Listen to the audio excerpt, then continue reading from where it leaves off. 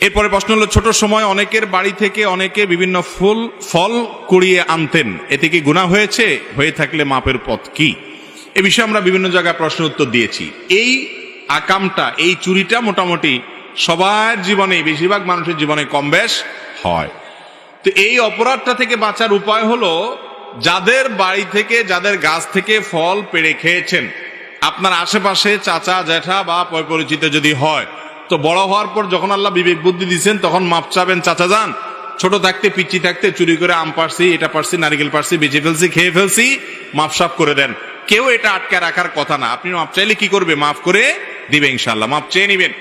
আর যদি তাদেরকে পাওয়া না যায়, বা কতজনের কাছ থেকে খেয়েছি কোনো হিসাব নাই, বেহিসাবে চুরি করেছেন, এরকম যদি হয়, তাহলে একটা ফিগার আনুমানিক 500, 1000, 2000, 3000, এর বেশি হবে না, সবগুলো মিলে দাম, এটা আল্লাহ রাস্তা দান করে দিবেন ওই ব্যক্তিদের পক্ষ থেকে যাদেরকে খুঁজে বের করা সম্ভব